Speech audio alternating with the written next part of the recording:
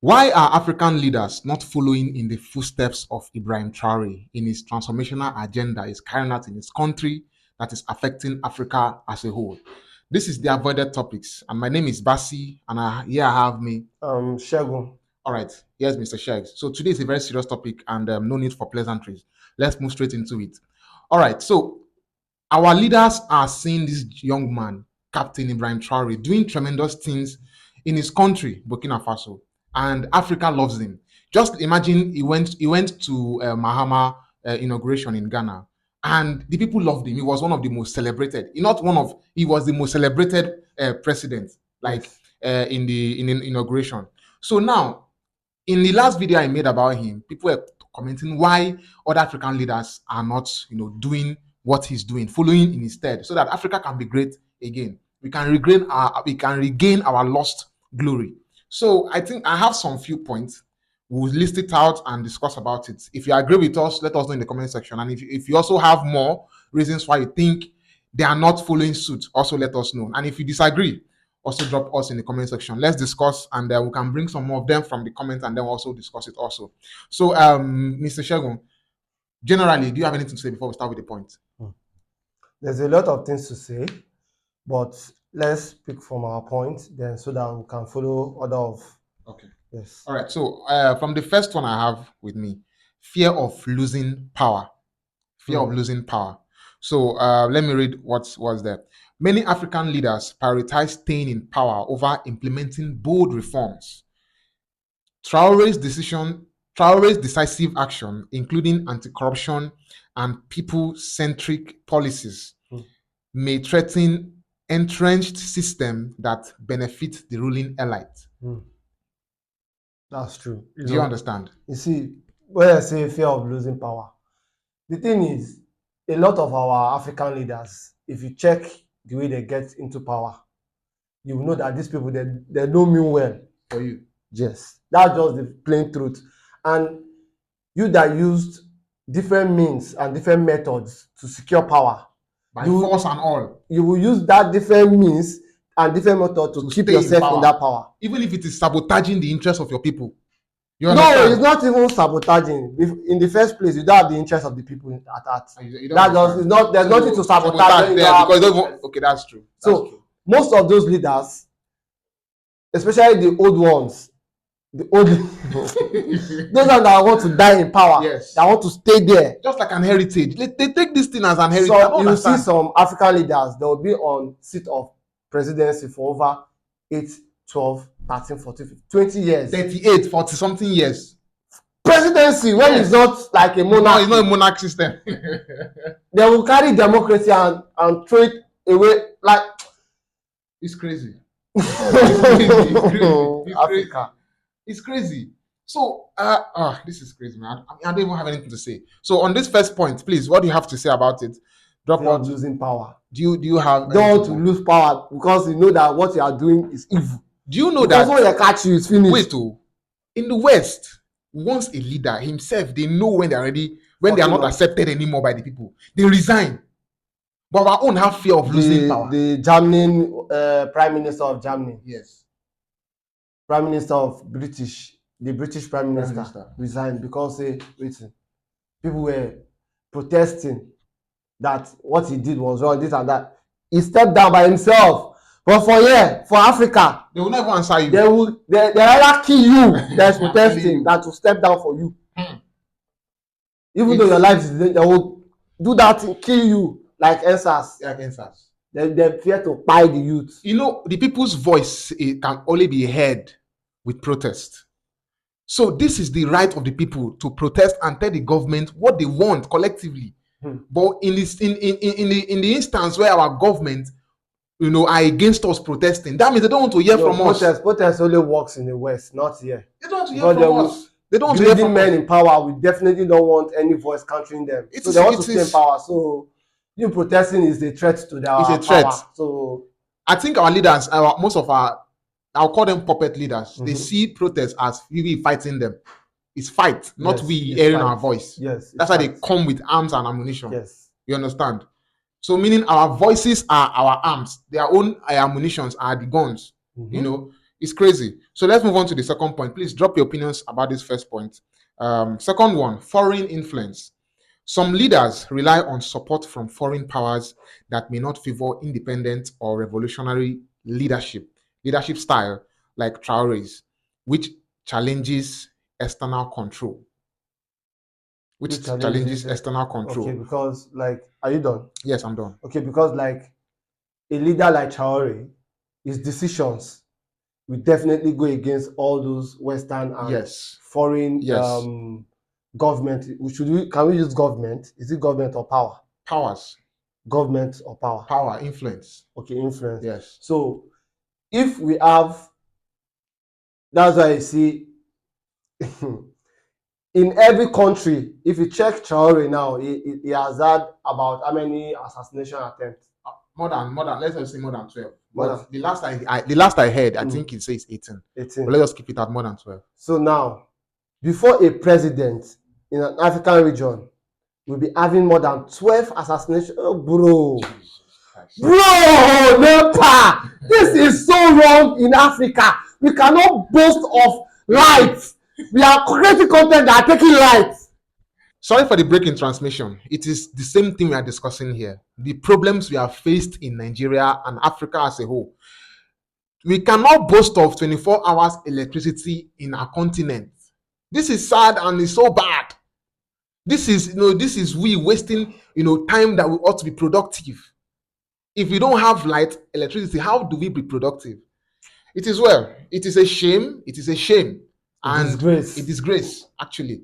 But anyhow, since our leaders are not ready, we'll keep on talking till they're ready to work. So moving on to number 2, right? Foreign influence. Some leaders rely on support from foreign powers that may not favor independent or revolutionary leadership style like Traoré's, which challenge external control. You understand? So some leaders, they depend on this, external, what's it called, foreign powers, their support. That is the Western world, the European countries. They cannot work on their own. All these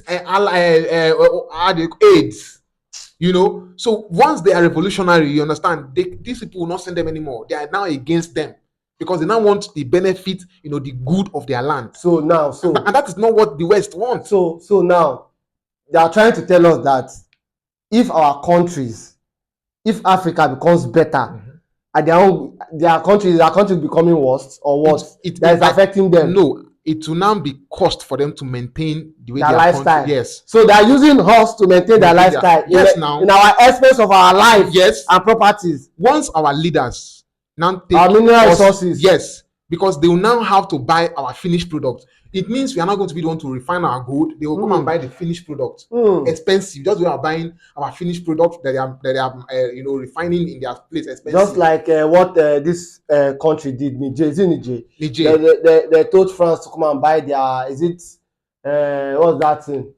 Is it cobalt?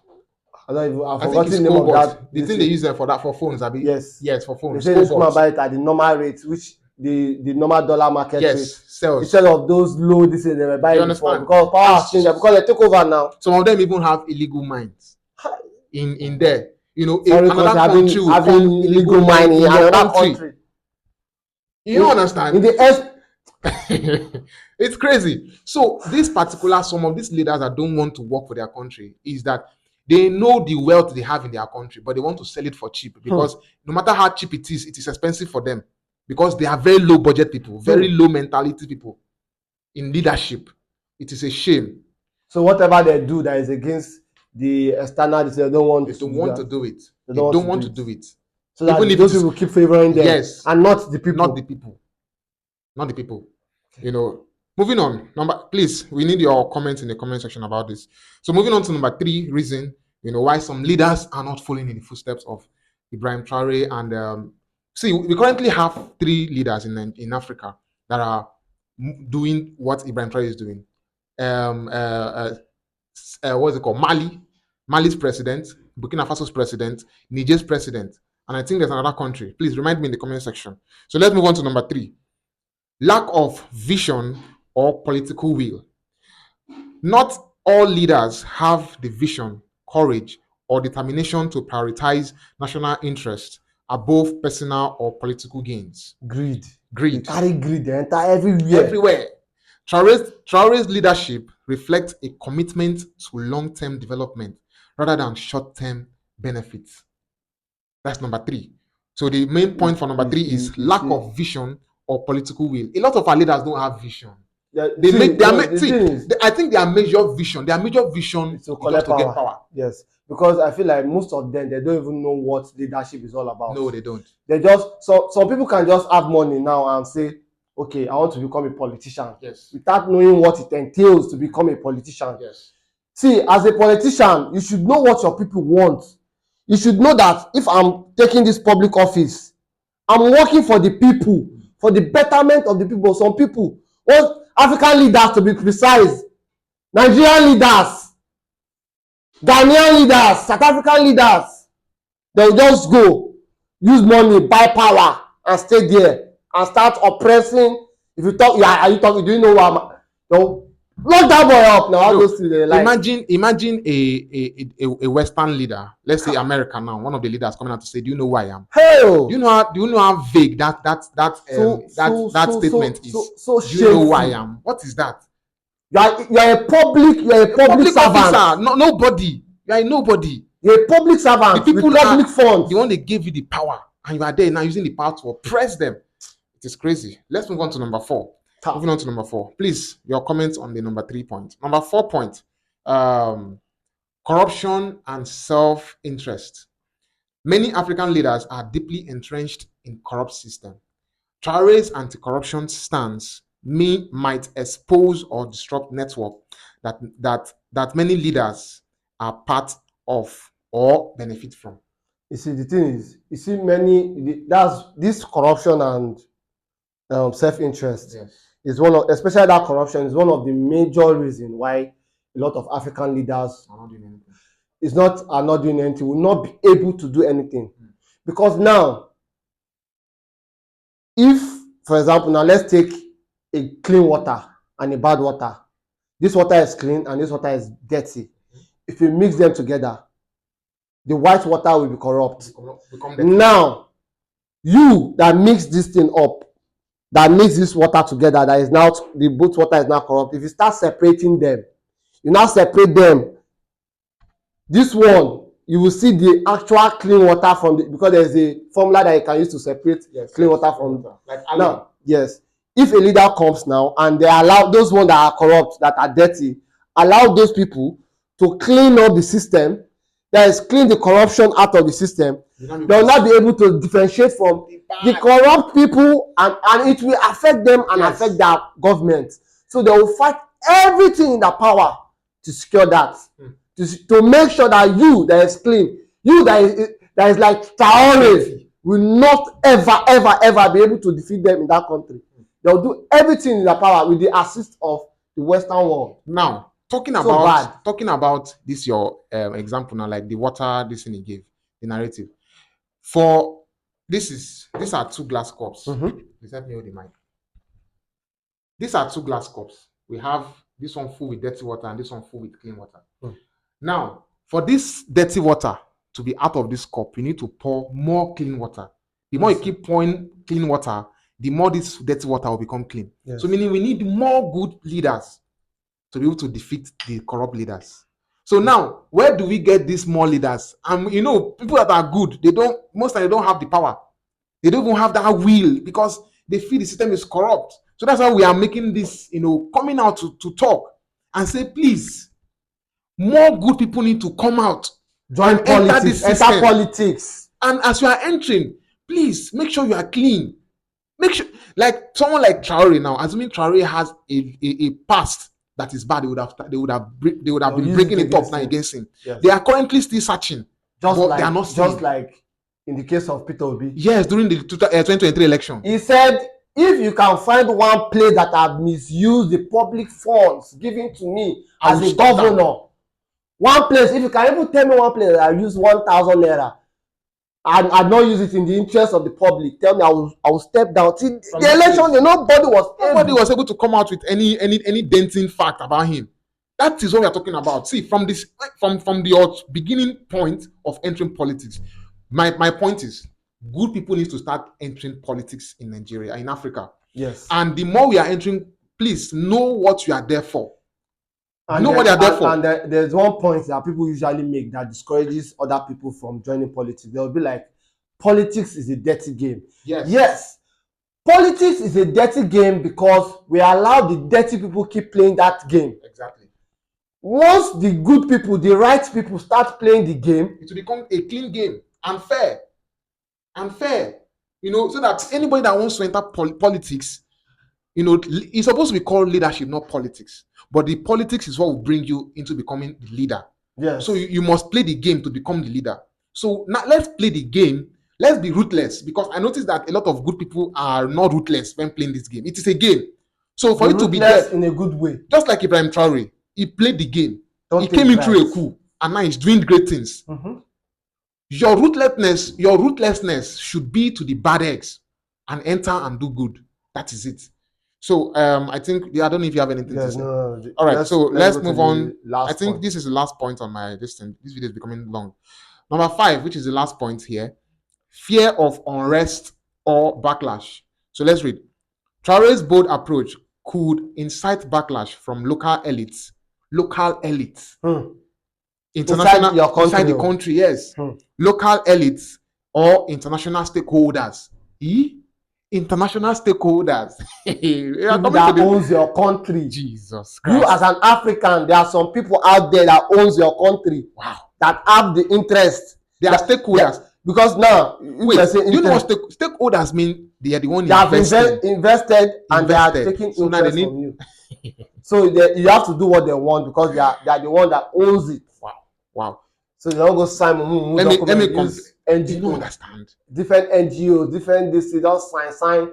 Now, other leaders may fear the political instability or opposition such actions might provoke in their own countries. Now, let's talk about the first one. Let's talk about the local elites. Local elites meaning the the obas. Is it the obas? No, not the traditional elites. What they mean by local government, like people. No, is it local talking elites? about? Okay, no. Yeah. People that have money. Sorry, people like that. All those, in Nigeria we have people like that. I'm not saying money. No, please, we are not saying that is part of the. It's the part of the elites. That was a former slave master. He made money through slavery. Okay, I've not heard about that. You don't. Okay, no. Go and read now. Okay, we are going to make a research on that and come back with the content. Okay, wow, that's okay. So these are the local elites. Please, I'm sorry about when I heard the local. I already talked the grassroots. Grassroots, those ones are just crumbs eater now. Local elites meaning the big men with the money that controls the government. Controls the people economy. Like the Elon Musk in the society, in the country, that decides what happens. So they are afraid that these people may come against them. This is serious. A president of a country is afraid that a local elite will come. There will be a backlash from that kind of person. That's serious. So let's talk about. So they have local elite. They have international elite, which is international stakeholders. So they don't call it elite now stakeholder because they're outside the country. That is this Africa. They have divided the country and sold it. Wow. They are just like workers. Come when I give my share. Even your share, because I'll still collect them for you and give them for outside. Even my share, I won't collect. This is so bad. Man. We have a long way to go, and we need to start now to start fighting and voicing out to these people.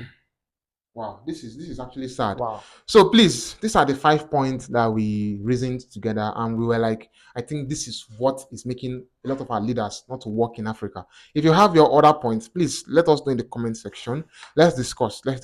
I'm always in the comment section to hear from you and let's talk. All right. So my name is Basi. This is the avoided topics, and once again, I have with me Shegun. I'm Shegun. All right. So this is AfriTape. See you in the next. Peace.